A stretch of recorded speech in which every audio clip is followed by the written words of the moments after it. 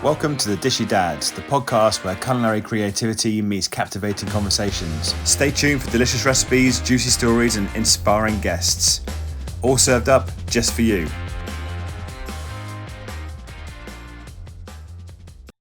We can even talk about the intro, can't we?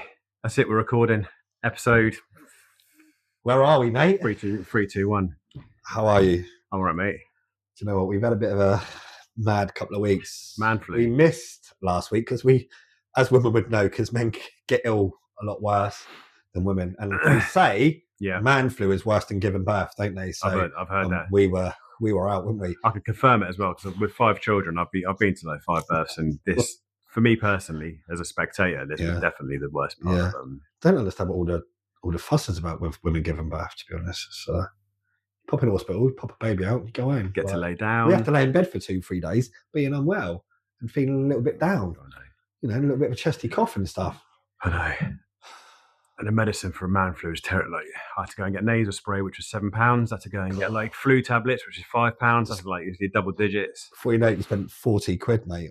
trying to get better. So women just I know. Got no idea. No, paracetamol, lie down. comment together. I hope we comment section, yeah. Of course, we're joking. We are joking. We don't mean that. We know it's as bad. Do we? We know it's equal. Let's be real, mate. It's equal. Yeah, equal. Yeah, equal lifetime. So it's been going on, mate. It's been a couple of weeks. Yep. So poorly last week. I tried to get out of bed, man, but it was. We work so hard, don't we? Chefs work really hard. So I know because it's hard because we laugh about it, don't we? Like we take the piss, like we do for chefs. That's what we do. But I think we just work so hard. And then when we do burn, we burn, don't we? Yeah. When you, oh my God, we were sinking. How cute's that? We synced being ill together. I know. Yeah.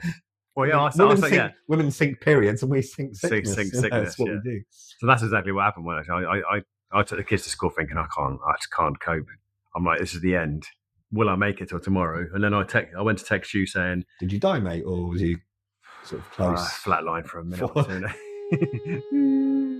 Or was the TV going off? One of you. What's going on? Yeah, I went to text you saying, I'm ready to duck out. And then luckily I saw your message going, I feel like I've been beaten by a pack of gorillas. Can't do it. But, but I was still, do you know what? I think it's just in us, isn't it? Like we were still both happy to do it, but it just would have been a good look for anyone or listen, because coughing and sneezing and my God, I sounded like Barry White. Yeah. You still do a little bit. I woke up, this woke up, I was like, oh yeah. It's like, what's happening? Barry? Oh yeah, baby. I'm in the room. Yeah. But we're all good now. Back in the game. Back in the game, back at it. For the podcast, me, Gary, and Jay back on the Dishy Dad podcast, episode 7 or 8 or something. So we're nearly there at number 10, which is all good news. We don't like to admit we have talked about getting one in the can, haven't we? Just in case we have a hiccup. We didn't. We haven't yet. We had a hiccup. We had a hiccup. Yeah. What we're learning, Gary, is we need to be better. Is what we need to be. Yeah, perseverance. But no, I'm all good, mate.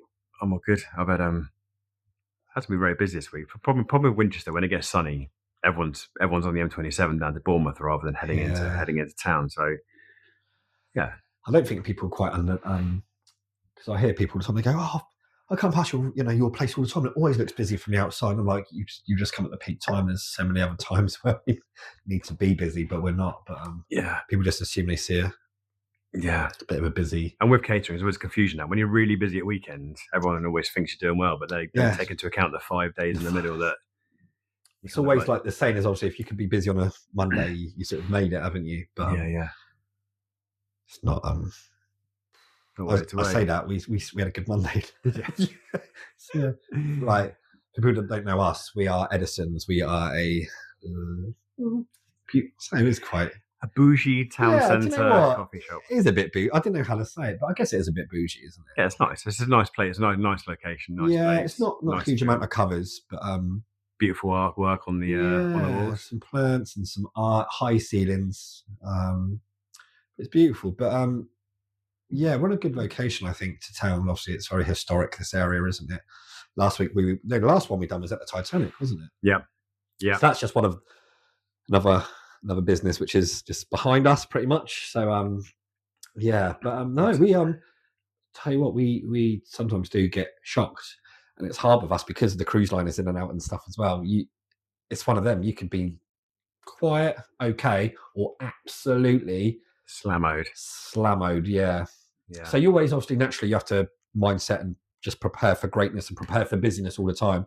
Yeah. Until you're quiet and you know. Yeah. So. People always ask me though, how do you order food for an unknown entity of numbers coming in the next 24 hours? This is a good chat because obviously you collect data as you open, and obviously you look at your busy days, but it doesn't always work like that, does it? It doesn't always go the way maybe it should, or you think it's going to go.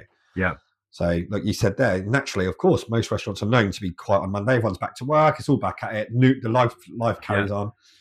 And naturally, sometimes the first 2 or 3 days can be quiet, can't it? Yeah, that's what we did. So this weekend's was quieter, or considerably a bit quieter than normal. But we geared up. So the last 4 or 5 weekends have been really busy. This weekend, we ordered food in for a normal weekend. So it's like Sunday night was like, right, freeze that bread, put that there, use this, turn that into soup, turn that into pickles, and then managing the waste to make sure nothing gets thrown away. And I think that's one thing we share in common about sort of, we try our best with the whole zero wastage. And I just think there's always something you could do with something. Yeah. Isn't there? Yeah. If it's in a bin, it's people are like, oh, Jay, I noticed there's 96 specials on this week. And I'm like, yeah, well, I was just pushing the boat out and just, Yeah. It's like me on Sunday. I went, who threw these 2 bits of bread in the bin? That's croutons, people. That's croutons. They're like, Jay, your special board's bigger than your main menu, mate. But no, look, you just gotta try your best. Hospitality is so difficult. You had your supper club this week. I had it last week. Last week. So I did a supper club. I used to love doing supper clubs up until COVID, and that's how, embarrassingly. So what was COVID? 2020? 2025, 5 years ago, yeah. So I haven't done a supper club for 5 years, but it doesn't even feel like it's been 5 years. Time flies when you get older, doesn't it? So I thought, is it time to get back on the old supper clubs? Obviously, I think times have changed. People have changed. People I appreciate don't have a lot of money, but as you know, I don't feel like I'm that expensive for supper clubs. I tried doing, canapes and 3 courses, 45 quid. Yep. A lot of supper clubs, you look anywhere, 60, 70, 80, 90. So I thought, do you know what? Spring, let's go. And sold out. And absolutely, brilliant. People keep asking me, and what? Check it's all. There's a video on Instagram if people want to have a little look. My lovely friend Georgie, incredible artist, she was showcasing some of her art. So we sort of turned it into a little bit of an exhibition stroke supper club, and huge success. It's good, brilliant. Yeah. And it's sort of, I missed it. The whole just sort of creative thing, and just sort of, evening food is different from daytime food. Yeah, definitely. People keep requesting that me and you do one in Winchester. We'll have to organise that. I'm well up for that. Carby is open in the evening soon, so I said once they get open, they get used to being open. They'll be closed 2 nights a week, and I said we could do a pub in one of those closed evenings with all the 100%. All the systems are set up, and then we can just go in. 100%. Be well up for that. Yeah, it'd be fun, wouldn't it? Let's try and get one done for the summer. Yeah, definitely. A couple of months. Yeah, definitely. All right, stay tuned, people. Looks like we've just booked in another locked in a supper club. This wasn't supposed to be about no 5-year gaps this time. No, yeah. And I think I'm going to then do one sort of autumn winter. I think it'd be great if I could get 3 in a year. I think, being realistic, I know it's little seasonal numbers. Yeah. But no, we loved it, and it just sort of brought back a little bit of, I don't know, just it was nice to just sort of. It's been so long where I haven't done a supper club. Just that whole creative thing, and you get a chance to sit down and just go, ooh, 3 courses. Someone trying to get in. Sorry about that. So I forgot what I was saying now. Be like that at the window. I need my wallet. Yeah. Like, no, not today. Yeah. So no, let's do it, mate. Carving, next stop, Winchester. Yeah. Also, Dishy Dads are going on tour. Yeah. Better bring this up quickly. Foodies Festival. Yeah. We're coming to more than one location. We will announce it probably this week or next week. Yeah, we lock the dates in and then we'll do it. We've just locking the dates in now. And drop comments. Drop comments. What you want us to cook? What you want us to do? Yeah. And we'll be live on stage with all the humour, jokes, and bad taste in just our aprons. I thought we talked about that, mate. We'll see how that goes. Naked chef. Bare ingredients, Gary. Bare ingredients. Gary just turns up in a thong. Like, oh no, this is what I thought we were doing. Which one is this? Not again, mate. Which one is this? But I'm really excited to take Dishy Dads on tour. The fact that we're so quick, Dishy Dads, we've had this dream and we're doing it. We're podcasting it. We're going on tour. And supper clubs are coming. There's all sorts of stuff. That's what I like about us. There's two types of people, and there's people who talk shit, and there's people who get shit done. Man. It only took us about a year. So we really lied for a year about doing it. Right, better do it. But we got there, mate. No, I can't. To be fair, one of those things where you get nervous before you go on stage, but I love it. I love being on stage and having that the audience, in front of you, coming back with questions and talking to you about food. And as you know, because you were there when I was on stage, I just thought. At the end, I think who was hosting it? Guy that won MasterChef, wasn't it? Tom Frake. Thomas Frake? Yeah, that's right. Yeah, lovely guy, great host. And bless him, just as we sort of finished up, it was great. He's just gone, has anyone got any questions for Jay? And I literally just saw about, and I was like, shit. I was like this. Yeah, you were double. I was thinking, really? Like, some of them are food related, some of them have obviously just. Personal. Whether they follow me and they just seem sort of people I've cooked for and they're like asking questions about the music artists. It got very deep. It got a bit deep in some places, but I try out. It's I don't know. I just like to answer people. If you're asking me a serious question, I do try and have fun with it. But if it is just a plain sort of serious question, I'll just answer it. Answer it back. Yeah. So I think whatever energy you're sort of giving, I'll sort of just come back with you. So as you know, some people were really funny and stuff. But it was great, and we probably could have stayed there and answered more. But he was just like, "Joe, mate, we need to wrap this up, mate. There's still they want more. This beer glass is empty. Yeah, and sometimes from what we do, it kind of turns into it's not run of the mill, but then you forget how unusual our jobs are compared to somebody who works in an office or someone who works behind reception, where we shoot off to a famous person's house and cook a dinner and yes, man. It's a different life, isn't it? I think the thing with us is no day is really the same, is it? No, I wish it was. So when people say, it's hard because sometimes I think that as well. God, but then I think to deeply think about it, and I think, your best mate. I couldn't.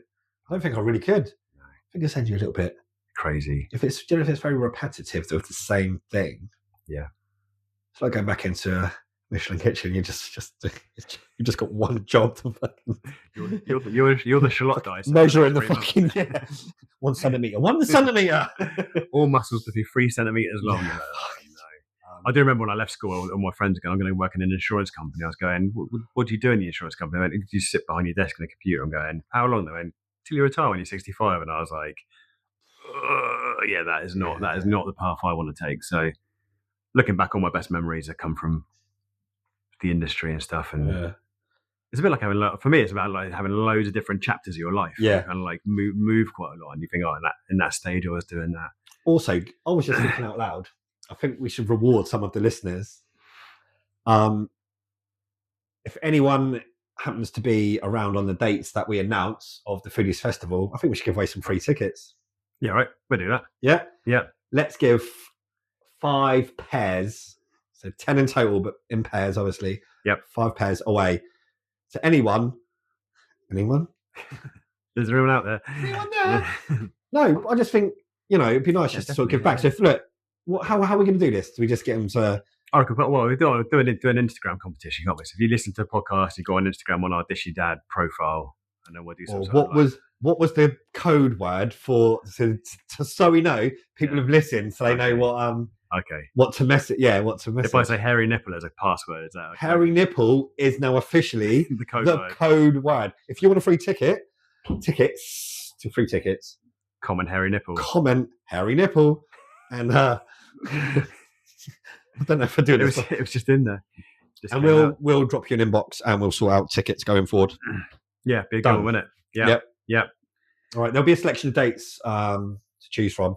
We're just narrowing down because locations, time to get to it. Yeah, but anyone listen locally from sort of Hampshire, we're definitely going to be at the Winchester Food Festival.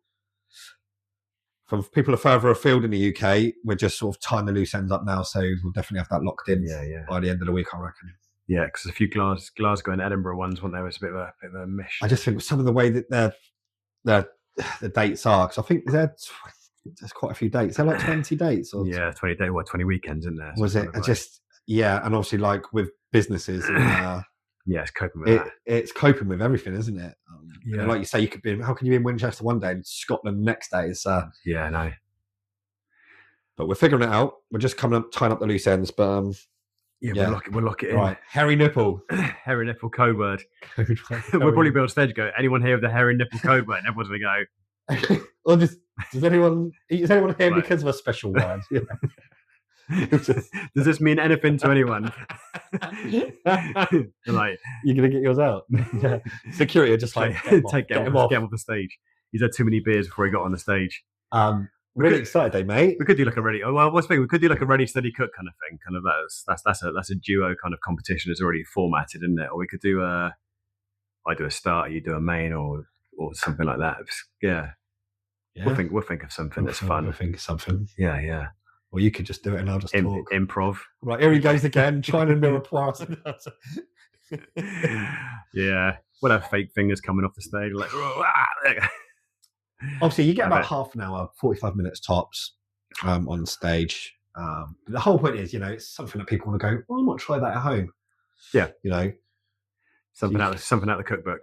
Yeah, so you can't just like whip out some halibut and go, just pop down your local, just pop the Tesco's. And I was remember that yesterday. I said every TV. Lovely turbot here. The meme said every TV cook, it goes, when you go to a cupboard and get your everyday cupboard, Madagascar vanilla, guinea pig's paw. Yeah. Yeah, nice. Yeah. Excited about that one.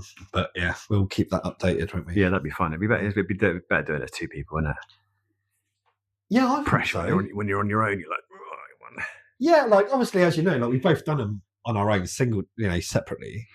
I don't mind it. I just think between us, be a laugh, a bit more of a laugh, yeah. A bit of banter flying across the room. Yeah, definitely something, probably a glass being thrown at us. I'm like, get them off! Poor host stuck in the middle. Old spit roast Brenda. Okay. Yeah. Well, what's been going on the last 2 weeks? What's going on the news? Anything interesting? Anything interesting worth talking about? No, from a catering side of things, food prices are shot up, and this NI contribution of staff costs going up for us has been a headache. And on the back of that, obviously, everyone the factories, the delivery drivers, the suppliers have obviously got staff prices going up as well. So their food costs have gone up. So it's going to be managing that situation. Yeah. You can't outprice your menu, can you? You can't turn around and go, around now full English is 25 quid. Like, everyone's going to this is it, though. This is where it's getting tough because we know the economy. We know people are stuck for money, but we're just asking for more of it. It's like, how can you find that balance of pricing the menu up and making money? Because I know people don't like to talk about the P word, profit. Like, it's a business, isn't it? And it's just, margins are just so tight. So tight. Yeah, running a business. And then people go, people that don't know, it's only a couple of quid to do a fried breakfast. Can't believe something at 15 quid. You're like, well, 2 quid just for the sausage. No, I'm joking. And you try to tell them it's not. And then what that looks like. Like, come to a till where someone that's being paid has to take your order. Someone has to bring your order out. Someone has to wash that plate up, mate. It's just people don't realise. So a few times I've had that. I could cook that at home for cheaper. Yeah, well, of course it could. I mean, but no, it is getting tight. I wish every business like the best of luck. Yeah, the best of luck. I know we're all in this together. Need a plan, don't you? I think if you've got a plan, if you've got a plan for the year, you're in a better position. Yeah, I think that's what we're doing now. So obviously, we just literally, I think next week we'll have a new menu. But I've been really trying to think about value for money, trying to look at what is still a good markup. There's a few things, but but you've got to be real with yourself sometimes as well, haven't you? It comes down to value for money. I mean, if anyone in the industry is listening to this, I mean, it went down to like we get 2 types of sourdough in, and like I get a really, really nice one and another one we use for like toasties. Yeah. And like the nice one we get is now 80p a slice, and the other one's like 20p a slice. And you go, well, are we just going to have to use that one for everything rather than using the extra nice one just to shave off pennies here and pennies there just to help survive, click into survival mode, which is tricky for the industry, isn't it? It's a tough one. It really is. But look, good luck to everyone. Keep grafting away. May the force be with you. May the force be. I'm trying to think what hints do I say? What we doing to get better value out of the location? So we've like rented out our space in the evening. So another company's coming in to use our space in the evening to help us Brilliant. cover costs of the Excellent. rent. Cover costs of the rent. Yep. We're looking at ingredient costs. So we just changed the menu. So yeah, what value for money can we give with cheaper ingredients rather than just charging a fortune for the dishes we got on? Yeah. Staffing we've had to watch. So we've got some under 18 lads starting, which was obviously a lower hourly rate. So we're going to train up a new generation of people who want to be chefs. So they get the information and they get the training that they wouldn't have got, but it's costing the business a little bit less per hour. I think it's just hard to find these people. I've even spoken to like our local college, just like anyone looking for some even part time. Yeah, that's what I did. I did that option of part-time college, part-time in a job, you know, to get the experience. And you know what they come back with? They're just like, Jay, like we've put it out there, and just like they've even put like a thing on a notice board. They're all like, work. I swear to God, they reckon. I mean, I can't speak for every college, but my local one, they said there's been a 10% decrease going for the last 6 years. What, with students going into college to want to be a chef? Like no one wants to be a chef. I think too much of this bullshit Hell's Kitchen and stuff has really put people off being a chef. I know some of it is real in places we've been there, but I think we're in a new generation now where hopefully chefs are paying more attention to treating staff with a bit more respect, looking after them, giving them time off. You know, some chefs want more than others. Not mentioning no names. But yeah, it just seems like chefs just want Monday to Friday sort of, 6 hour shifts with a 3 hour break. It's quite scary because I've even spoken to a couple. It's I want to go and work for this chef and that chef. And I'm thinking, but you don't even want to do 6 hour days twice a week, 3 days a week. No, I know. So do you get a break with that? It's just like it's a different way. It's a different way. Yeah, I don't know. Sometimes I don't know what to say because obviously we're old school generations. My head's naturally like, shut up, you idiot. Like, but now I'm trying to be like, it probably would have been nice back in the day to have had a break and had time to go toilet and. Yeah, we're talking about this the other day, getting paid for the hours you work. Yeah. From our point of view, we just did an 80-hour week for 40 hours wages. Literally. And we're doing it for the cause, but like, is that right? It's so ingrained in our generation. Is it actually wrong to expect somebody to work for half minimum wage because the business needs them to work 80 hours for the cost of 40? And when you actually think about it, you think, oh, is that right or wrong? But it's wrong. It is wrong, yeah. No, do you know what? I've listened to a lot of podcasts and I've seen a lot of chefs now starting to wise up and actually, even people I wasn't maybe so keen on or whatever, but it's great to see some people finally changing their attitude a bit and understanding like, all right, maybe we are in a shit. Like maybe we do need to have a real sit down and do 4-day weeks. Are quite popular now in London, aren't they? Yeah, we're still doing 12-hour days, but you're getting 3 days off a week, a weekend a month off on top of that. So it's nice that people are starting to care a bit more because I think that's just what's put a lot of people off. We were talking about that last week, actually, doing 4-day weeks, doing 40 hours over 4 days and then doing that could be a way forward. Days off do go like a snap. It is about balance, isn't it? You see all your friends. I mean, I look back and the amount of weddings and birthdays I missed, nights out, things I wanted to do, friends, family, same as you. Like, I miss loads because you're doing it because you want to learn and etc. But my God, mate, I look back now and I think I literally missed so much. Yeah. And is that the right way to live life? Like, it's not, is it? Yeah, really. I'm trying to be like. If I was on my deathbed and I looked back, what would you rather go and spend time with your family or I'll tell you what, mate, or be in a kitchen being shouted at with the reel of tickets hitting the floor? I feel so lucky that I had a child later on in life because I've been watching him grow. I've been get in the morning, most evenings, sufficient amount of time where he's like, oh, Dad, like.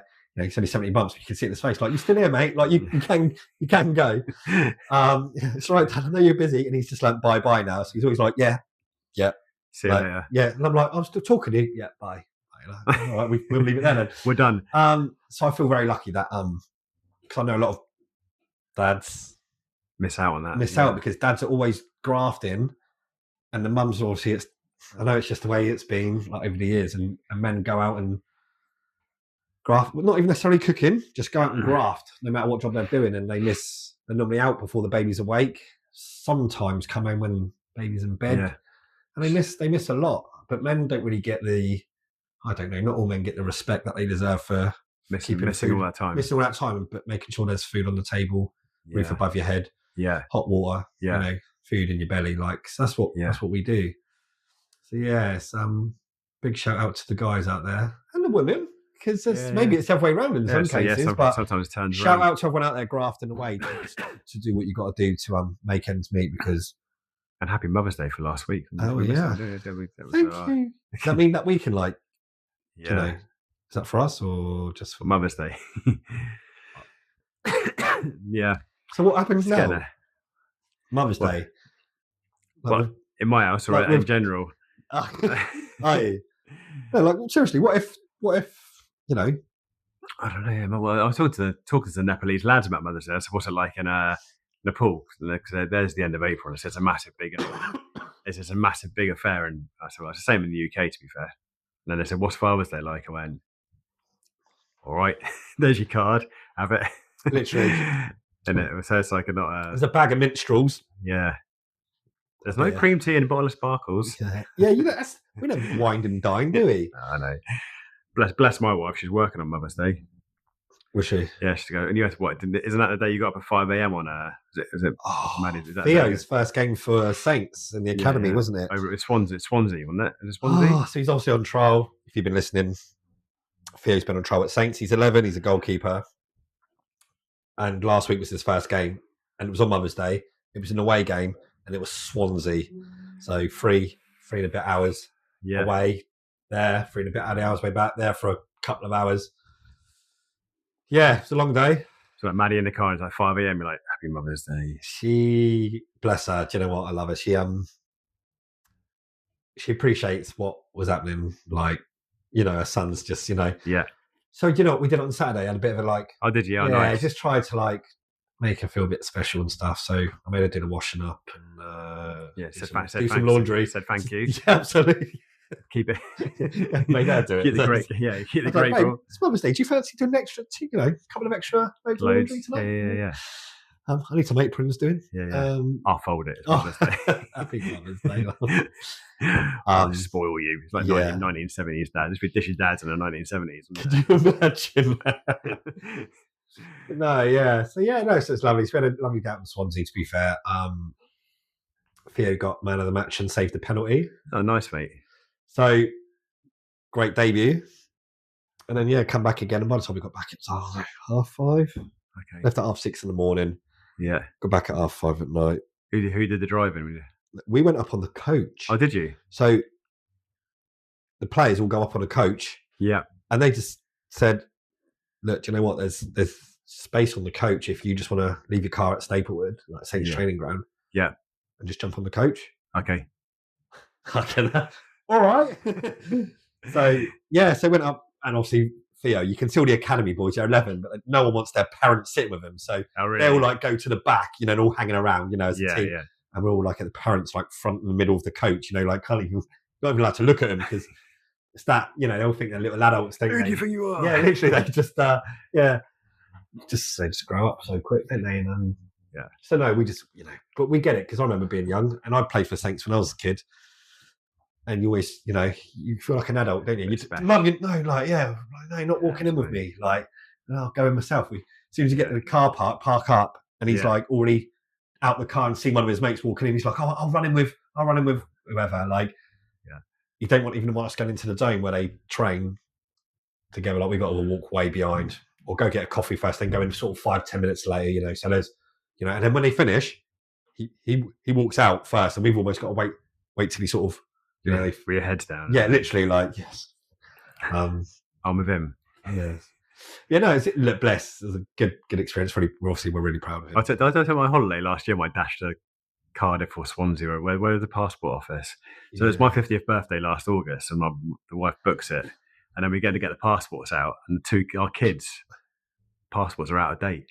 So like 2 weeks before the holiday, it's like shit. What we're gonna do? So go online. Right, you're gonna have to drive to Cardiff or Swansea. It was one of the other where I've never been there, but it is in Wales. So like same as you, 5 a.m. start. We need to get there at 8:39 in the morning for our appointment to get the passports over the thingy.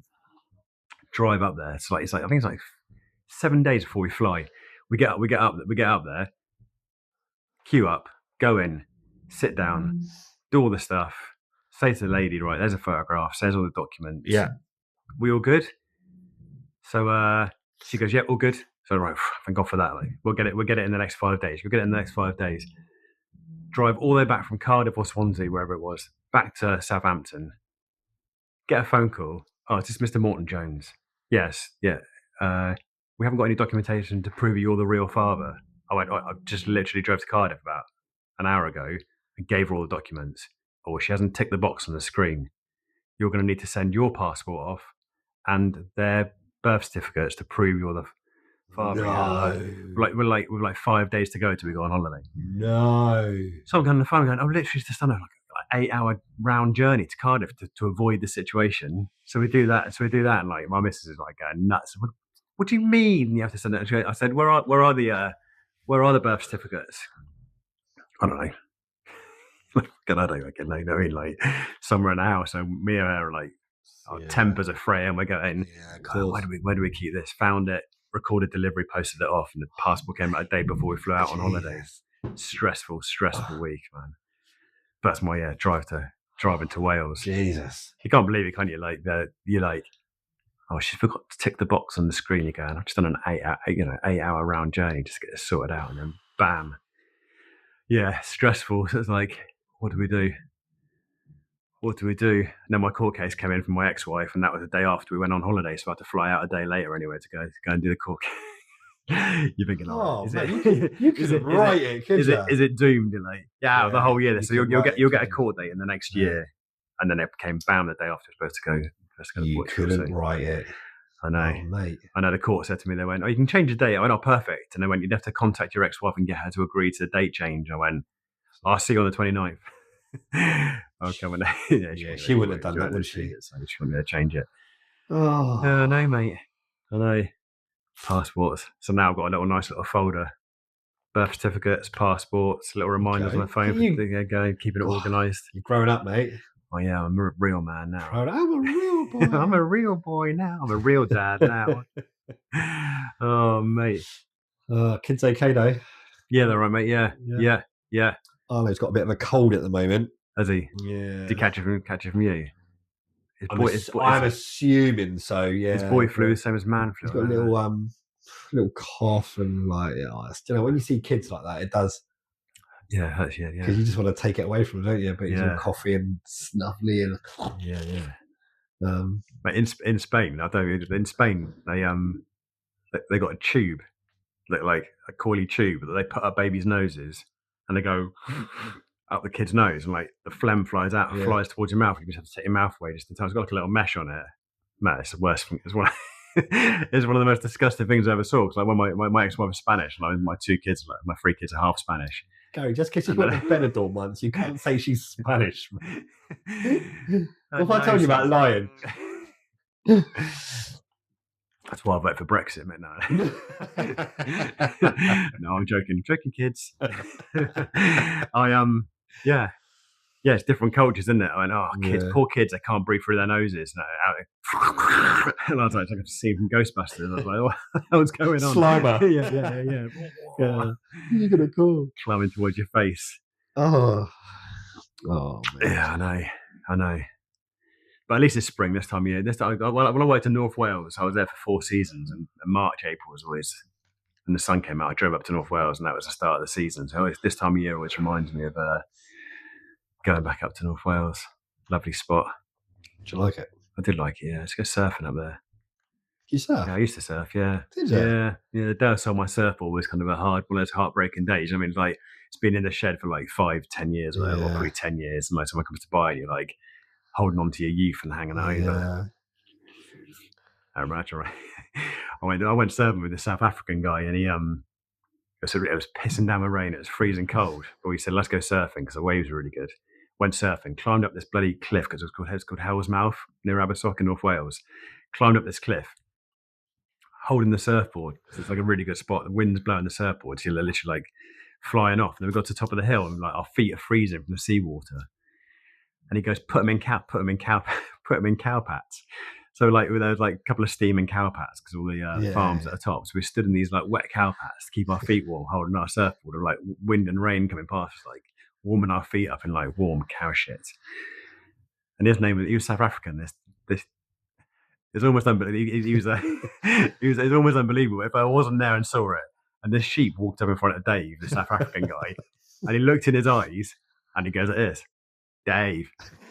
And I was like, I'm serious. And he went, and his South African accent. He goes, stoned? No. We're like, sure, I don't know. I might be numbed in the head from the cold water, but I was like, I went, and you stood there going, you just think it, and he went, Did you hear that? He just called me Dave like that, right? I went, he didn't. And then literally about 5 times in a row, the sheep just went, Dave. And that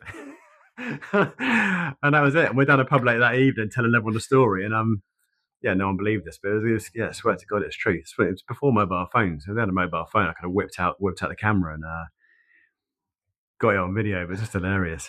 Dave. I love that, mate. Yeah, I know. It's hilarious. He was a funny guy, man. Funny South African guy. He killed a man once, though. He was, they had to do national service in South Africa at the time, and he just I think they still do it, but drunk in a pub, and he had to shoot a guy when he was on. He did national service in the police. It's like it's like you think you know someone, they're like a light-hearted, and he goes, "Oh, this guy's running away," and I just stop. He didn't stop, so I just shot him. And then down he went, and I was like. Face change, you could see him crumbling on the inside. Jesus. Mental health was kicking in. Like, I've taken a man's life. Scary. I went to London this weekend, actually, thinking of mental health. Is that just like being in London? I don't know if that's good or bad. I don't know how to take that. But yeah, you did some stuff. I saw it on Instagram. You did some stuff, didn't you? Yeah. What stuff did you do? So local boy Craig David at one point. Oh, well, went to see Usher, and he brought Craig David out on stage. Yeah, that's a bit of a. Do you know he's coming? You know he's coming out. I wasn't surprised. But you know what? It's just that's what I meant about mental health. Is do you know sometimes I've learned to understand my body more. Yeah. I listen to it. I never used to. Like a lot of us just work through because that's what we do. We work. You need a break. Shut up, mate. You just no. You're literally rowing, aren't you? Like yeah, devil on your shoulder. Breaks are for wimps, mate. But because I recognised it now, I thought, oh, do you know what? I definitely need a break. So we went up to London, me and the wife. Big fan of Jimi Hendrix, me. Yep. Middle name's Hendrix. My son's middle name is Hendrix. Is it? Yeah. Is it really? Yeah. Keep it going. Big fan of Jimi Hendrix. Obviously, my family were, mum and dad was a big fan of Jimi Hendrix. So, as you know, in London, you can go to his house where he lived. Yeah, I didn't know until I saw you do it, yeah. Yeah, so... it's obviously because I do love Jimi Hendrix, so it was a great experience. But it's obviously not a big, it's only his flat type thing. But it's really cool. I know it's like 60s, 70s. I think.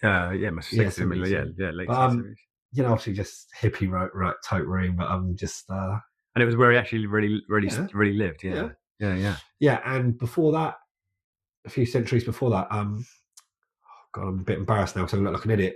How do you say Handel? Handel, yeah. Handel House, yeah. Okay. Handel and Hendrix and Handel House, yeah. It's like so that's what they call it. It's like a combined thing. The musician genius location. Yeah, literally. So one flat's obviously his, and you go in there and get to see where he died in there as well. So it's a bit like you can read up all the stuff, listen to some stuff. What did he die? Was he overdose or something? No, he's only 27, wasn't he? No, Hendrix. Yeah. Sorry, he was 70. He was up 74, I think, and partly blind. I think he started going blind in his last. Obviously, back then, no drugs or nothing, was there? It's just no nothing, no help really, was there? No. From what I was reading about him, but Hendrix, he was 27, one of the many of the 27 club. 27 club, yeah. It's weird because I was, Loved a bit of Nirvana, and Kurt Cobain was 27 as well, yeah. I thought there's a new documentary on Netflix about Jim Morrison actually still being alive. See, this is what they reckon he's alive, don't they? They reckon they found him. Well, yeah. He was 27 on the 27 Club, but yeah, it's it's mad. Amy Winehouse, she's in the 27 Club. Yeah, there's a few of them, weren't there? Yeah. Scary though when you think about it. 27 is young, isn't it now? I remember when I was 20, I was like, I won't make it till 30. So I think it's like a lot of 80s kids are like, kind of like, I won't make it till 30. I don't know why, but. I was reading when we was at Jimi Hendrix, it turned out his mum was 17 when she had him. Really? His dad was in his mid-20s, I think, possibly. Like, yeah. No, I think he was more brought up from his grandparents, I think. Couldn't imagine what that was like, but yeah, I don't know, I get into a real zone when I'm there. Like, you're reading all the stuff on the wall and just so incredible. Like, he was just way ahead of his time in terms of music, I think. Yeah. But what he achieved in the short time he was alive was like more than a lifetime for some artists. You know, so it's crazy. Can you imagine if he was alive now, what he would have achieved? Like, if he was. But yeah, so you know, I said to the guy, as you can imagine, the room's like manned. You know, because you can't just go and like jump on his bed. Yeah. This guy sitting in a chair who knows all the facts about Jimmy. I was like, can I take my clothes off and get in the bed? I said no. Yeah, he said no. I said, whatever, mate. Come back after 5.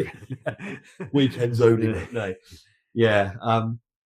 Yeah, that's cool. Yeah, so just did that. Went and obviously saw Ash. Just spent a bit of quality time together. Went out for dinner. Just next day we had a bit of a spa day. Nice. Yeah. Yeah, and just sort of really, and do you know what? We just came home. We both said it. Real chilled. It's very rare. I still normally don't always feel necessarily like refreshed after time off. I actually felt, this is. I've done something. I've had some time off. Yeah, I feel good. Good. And then I got to work this morning and that all went out the window. Yeah, back to square one. I got in and I was just like, right, I need to, okay. No, what? I am okay. It's amazing. Even after a holiday, can't you? Going, lovely holiday. And like 20 minutes back at work, you're like, yeah, it was, back in it. But me and you are both short-staffed at the moment, aren't we? Yeah, it's finding. It's always hard to find the right people for the right job. We said it's coming down, like I said, coming down to personalities and fitting into the place and people who want to do it. And in this industry, coffee shop industry, you think any chef would be like gravitated towards us because it's better hours, it's better time, it's a bit more social. Especially both having open kitchens, you can talk to customers, can't you? Yeah, absolutely. Yeah, it's just, I don't know. A lot of chefs don't listen. A lot of them have got egos, and I think to be even just a half decent chef, I think you just have to be a little bit open-minded. Listen, and just absorb, isn't it, like a sponge, and do you know what? Like we've had this chat before. Like I've met chefs that are young, fresh out of college, and I'm like, how do they teach you to do that in college nowadays? Just to see, things are different, and sometimes I think, actually, that's it's a better way than mine. I think taking that. Well, do you know what? All right, today we'll do it your way. All right, just gonna we'll give it a try. Recipe change. But I'm always encouraging people. Like, tell me, like, definitely. Yeah, like I love to see. Are we outdated, or if they're like, what's just coming through, just what's trending, and what their skill sets like? Because I've had people I've just asked people to just cut some veg. Can you just mirror me that, please? Mirror who? Like, all right, we won't go that. Okay, we're gonna and you just think that just. So maybe is that not a thing anymore? Just even little tier. Yeah. Well, I hope as the Dishy Dad kind of brand grows, we can like get some TV on the go and like teach the world like proper like just natural skills into like food. Like I think if dads gravitate towards cooking, they like to do it properly. And then I know a lot of dads. I think it'd make a great voucher for a Father's Day present. Yeah. Definitely. When is Father's Day? June, I think. I mean, it's such a monumental day where we get spoiled. You think it should stand out as a date, but I'm pretty sure it's like June 17th or something. Yeah. Kids. Yeah. But cookery school's coming along. I know we're just a little bit behind. Nothing too bad to worry about. So it's table. We're trying to find the right. We thought it was going to be like really easy. So like we're nearly there now. Like we had a carpenter who's going to build the tables. Got electric and water supplies, all the hard stuff. We think, right, just get some tables now. Yeah. No. And then I in IKEA found the table. Somebody said, I'm in IKEA. Wouldn't these tables be great for your cookery school? I went, oh mate, yeah, perfect. And they were like 400 quid each. I went, that's not too bad, is it? And I thought we need 16 of them. That's like £6,800. I went, just Jay, mate. Yeah, can you let me 6,000 now, Jay? No, but then I looked at the table and I thought, actually, if you get a stainless steel table from Nisbets and put a worktop on it, it's going to cost you about 140 quid a table. So that might be a better way. We want it to last. It needs to be like proper. We want to do it properly rather than just absolutely me getting my woodwork saw out and I don't do woodwork, mate. People stood there on tables doing this, kind of rocking around. So I'm just there to support you mentally and just whip you if you're a bit slow. The table at the back just collapsed. What did you do? Don't chop any harder than nice, gentle movements. Roll the knife, roll it. It's crashed. It's down. It's okay. So yeah, but right, we're getting there. We're getting there. So I think the coffee school and the cookery school we have more or less the same time. Yeah. The artwork's been done for downstairs. That's been ordered. So it's definitely happening. It's just the speed of it happening. But it's getting there. We'll get there, mate. But interest is picking up. Website hits are getting higher and higher each time. Yeah. People are checking out our blogs, so all our recipes. If you want to learn how to cook some dishes, our blog's now up. So some of the dishes are going on there. And then I think you whacked up a nice little French toast, didn't you? Yeah, I know. Yeah, I know. Delicious.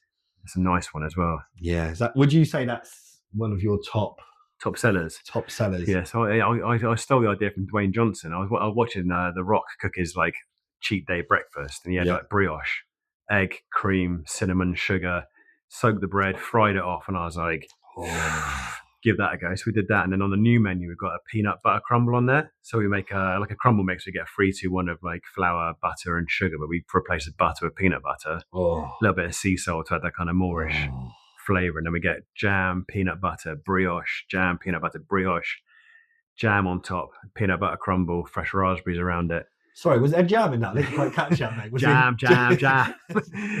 If you watch a lot of my YouTube channels are making jam, and I quite like. Is this one of your like sort of diabetes special? Yeah, 50% sugar. It literally is 50% sugar. Yeah, that's the same. Literally is 50% sugar. No, but I'm a big jam fan. Bit of a jam fan. I like a bit of jam. So go on the website if I want to get. I'll put some jam. There's some jam making videos on the website. I put those up already. So you go on the website. There's some jam. There's my 5 top jam. I made a peach and orange marmalade last summer. Apricot or peach? That's what I was going to say. Yeah. I did an apricot jam. Can't just jam. Jam on. Get me jam. Where's my jam? Security. Get him a jam. Where's our rock? Sit there. Scooping it in. Yeah, I made an orange and peach marmalade, which is super nice.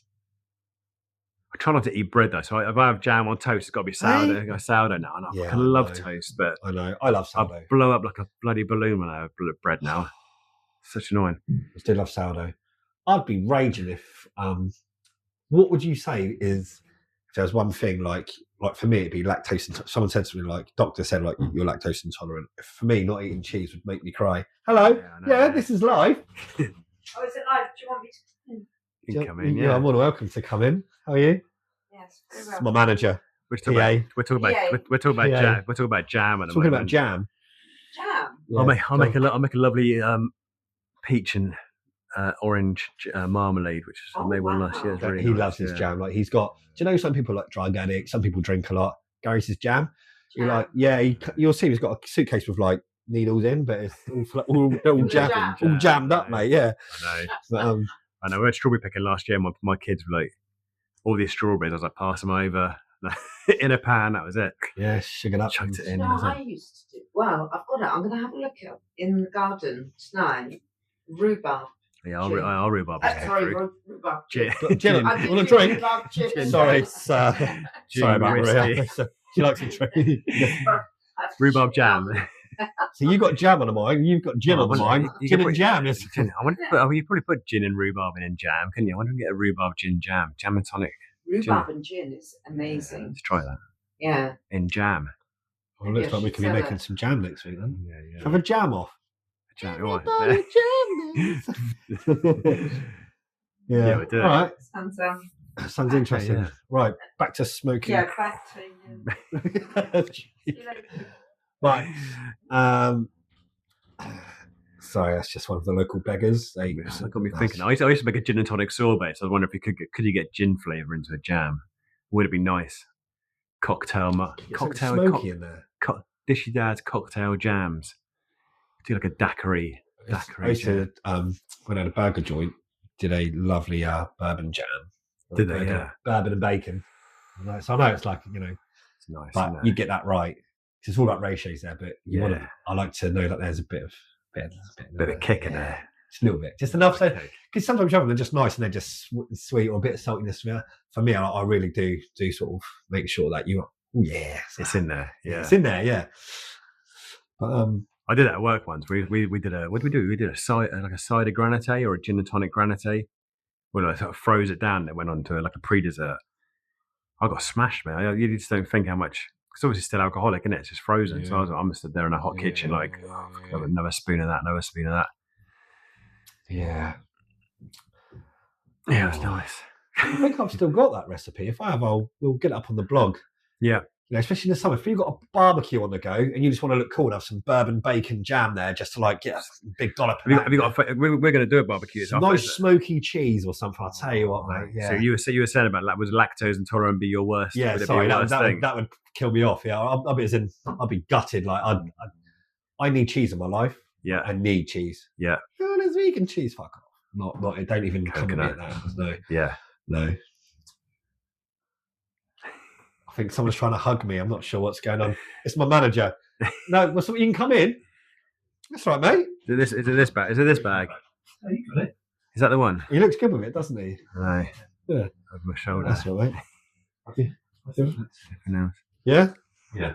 We're closing at 5. They're shutting the doors at 5. All right. Okay. I'm coming up. Yeah. Right. What time are we now? We're on 4:50. I should get to 4:50 already. Yeah, we'll wrap it up. Yeah, we'll get back to our. Once you tell me what's the one thing you can live without, or you'd be gutted if you were. To be bread and cheese with it. I just know bread it's bread and cheese would be the same, mate. Yeah, gluten. Yeah. But sourdough's okay. So I mean, it's not like it's been taken away completely. Do you know, like back in the day, after a 12-hour, 14-hour shift, obviously this is quite common at chefs. Just because we cook nice food for you, it's not how we cook for us. Yeah. What would you go home and eat? What was your? Man, if the easiest, fastest thing to put in, like crisps in a sandwich or like cold tin of baked beans, you just go like fueling up. It's just sad looking back, and it's something like noodles. I know. Fucking add water, mate. I was a bit naughty last time. We watched my oldest daughter's vegan. Came back, she goes, Dad, I want you to watch this documentary about how bad meat is for you. So I'm like, okay, we'll put it on. It was so extremely biased towards like the vegan society. Oh, and like it's like eggs are worse than cigarettes. They will kill you. And I was like, I appreciate your views, but I don't think this is scientifically true. They had loads of backup from Harvard universities, but I was like, so yeah, it was going like, if you eat cheese, your heart's going to clog up and you're going to die within the next 5 minutes. So I pulled out my little cheese board and kind of sat there watching the program.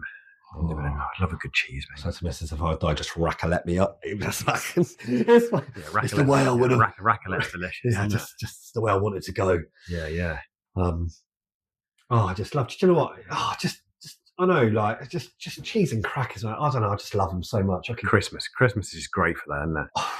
Mate, I think I've only just finished the cheese from Christmas. In fact, there's still one bit left. Is there? Yeah. Someone bought me one. People know I love it, so people get me gifts. Yeah. A lot of people, I try not to get too into the it's cranberry cheese. Like fuck off. Like, but some people do try and buy nice ones, but I'm not necessarily into all the. But there's a really nice truffle one. Is it breed the truth? Brie on the truth. They get a creamy brie. Yeah, it's my favourite cheese. Is it? Yeah, it's my favourite. Yeah. The only place I can find it in the UK, apart from like specialist Borough Market, does it. I went to Borough Market with a couple of friends, got really drunk, and I just bought it at Borough Market. We got drunk, went to a few pubs, and then when I got home, I realised I'd given it to a tramp. There's like something to eat. No. And I was throw it back, mate. He sat there like that going, I heard you were picked, mate. Tried to track him down every time I go to London. We should have a London day out. Borough Market, Dishy Dad, Borough Market. Do you reckon they tell us off to put a stage right in the middle of Borough Market and just crack it on? Do what we want, mate. Right. Let's do that. That'd be nice. We'll do it. A little day out. Cool. No, mate. Should we? Wrap it up before we get locked in for the night. Yeah. 12-hour podcast. Yeah. So then, what did you do? And do you know what though? Sorry, it's well out the way, but maybe something later on for charity. Yep. Where it's I don't know whether it's a 24-hour one or a 12. I'm not sure what the answer is here. Just A lot of people do these 24-hour things, don't they? Yeah, let's do it, mate. Yeah. Obviously, we can have guests on and stuff. Coming in, yeah. Come and visit I'm us. pushing it out a bit too much. I don't know. No, we should definitely do that. And we'll get some like all live and stuff. And we could actually, we could do it on set YouTube. up a little like GoFundMe where people just click and pay. We could do it on Instagram and pay a quid. Instagram and YouTube. And then they could give us little charity donations, and then we would just do it live. So anything goes. Right. So tune in at 2 a.m. We'll be asleep like that. So we've got Direct Buyer Market. Yeah. We got a charity podcast. And Foodie Festival live shows. Live shows. I think we've covered that. I think that's enough to deal with right now. Until the next episode on Dishy Dad. Yeah. Right. Good to see you again, mate. Yeah, and you, mate. I'll see you in the next episode. Thanks for listening, everyone. Bye. Peace out. Guys, thank you for listening to the Dishy Dad podcast today with me, Gary and Jay. Join us in next week's episode, and please feel free to drop us a comment on all major platforms.